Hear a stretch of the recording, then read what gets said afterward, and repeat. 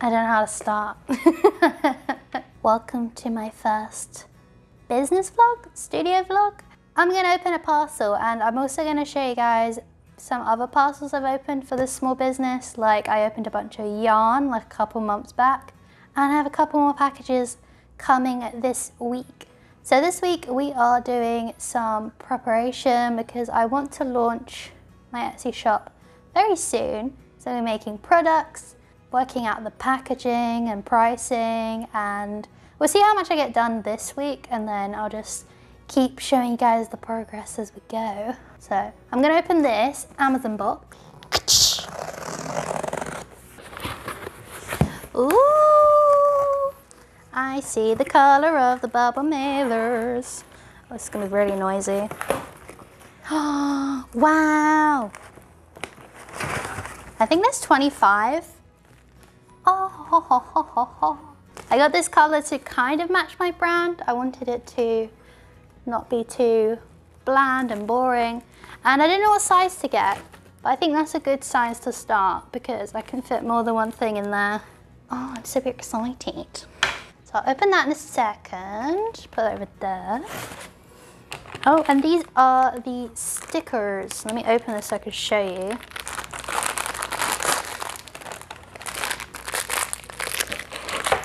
Packaging is always so noisy. Oh, these are so small. These ones are tiny.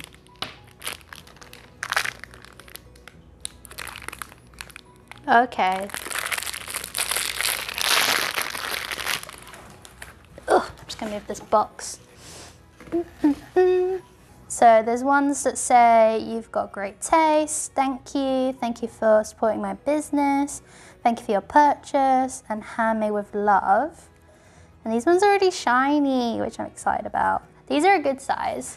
And then there's these other ones, which are just, "Thank you for supporting my small business." I'm hoping I won't be small forever, but these will be good to start off with. They're so cute. These ones are like pink with a gold finish. I forgot what it's called. Now, let's have a look at these bubble mailers. Bum, ba, bum, ba, bum.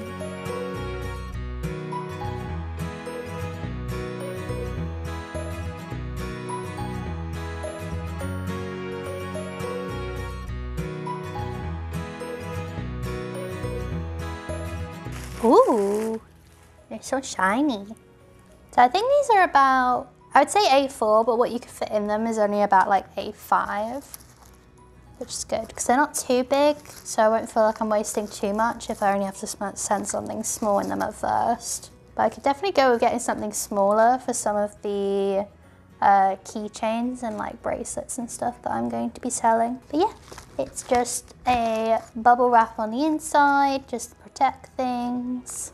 So I got this for small items, and then I'm waiting for, so these are called bubble mailers. I'm waiting for the poly mailers, which are just like big like plastic ones of different sizes, and I've just got those in white because I couldn't find the same color. So yeah, that's that. I'm gonna go and set up my table now to get on with making some products, and I need to show you guys kind of the process of what I've been getting up to and what I'm making. Hi, voiceover quirky here.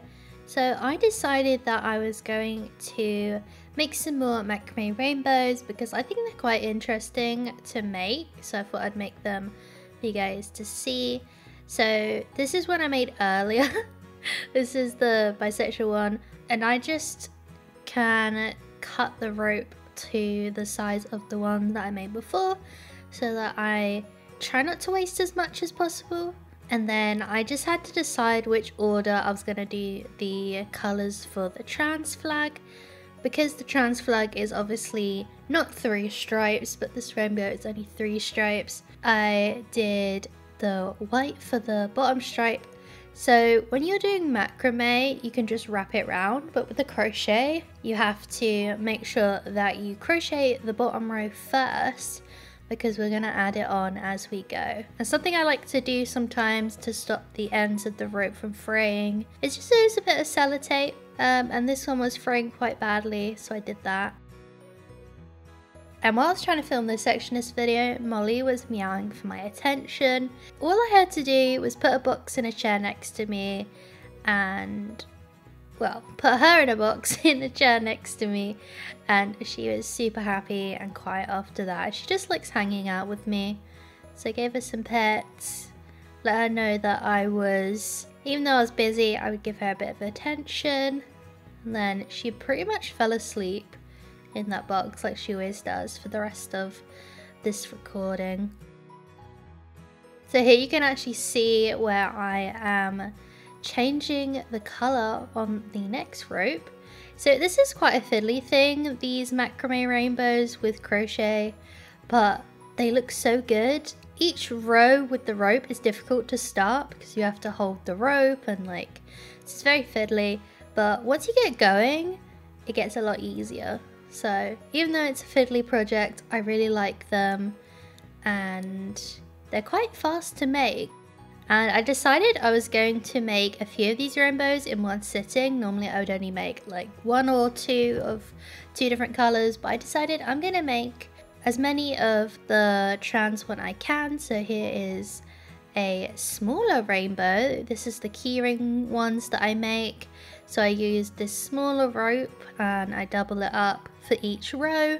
So I do the same thing where I just cut each of the pieces to the length of the previous one with just a little bit of space. And then I just repeat the same process I did for the bigger rainbow, except for it's smaller, so I have to use less stitches.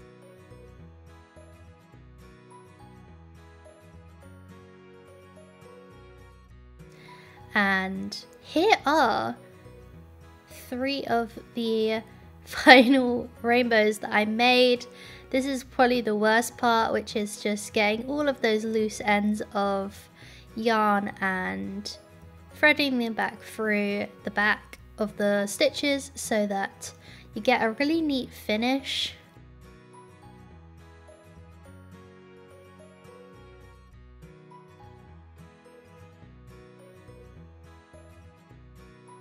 And then for the hanging rainbows, I like to add the yarn to the top and then one of these little wooden beads, which are really nice. And then for these tassels, you just have to brush them out. It can be kind of fiddly, but I had this cat brush that I wasn't using that was quite wiry, and it was quite perfect for brushing. It was perfect for brushing the ends of the rainbow, and then obviously I just have to trim it so that everything looks perfect and the same length and everything looks consistent.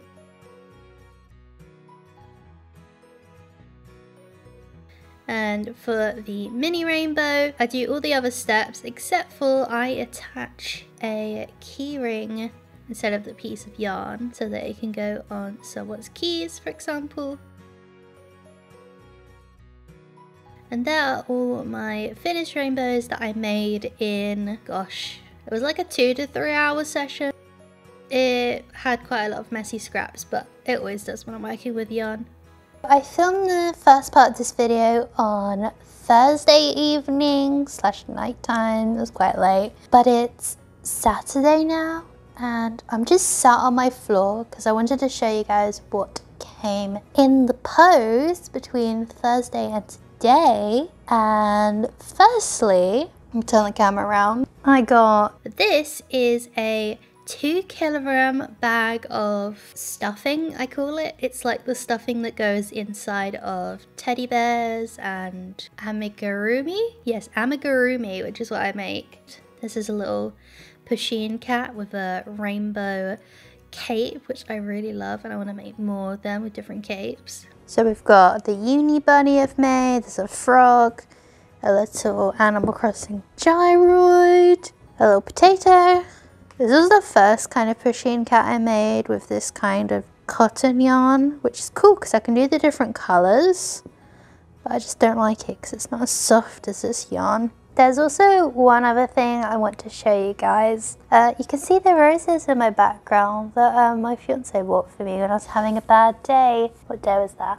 Friday? I don't even know. I'm losing track of the days. I don't even know if I filmed this first part of this video on a Thursday or a Wednesday. So I showed you this packaging came, but also I've got some poly mailers now. So I'm ready to send things. I'm so excited. My desk and stuff is still kind of a mess, but I really want to show you this.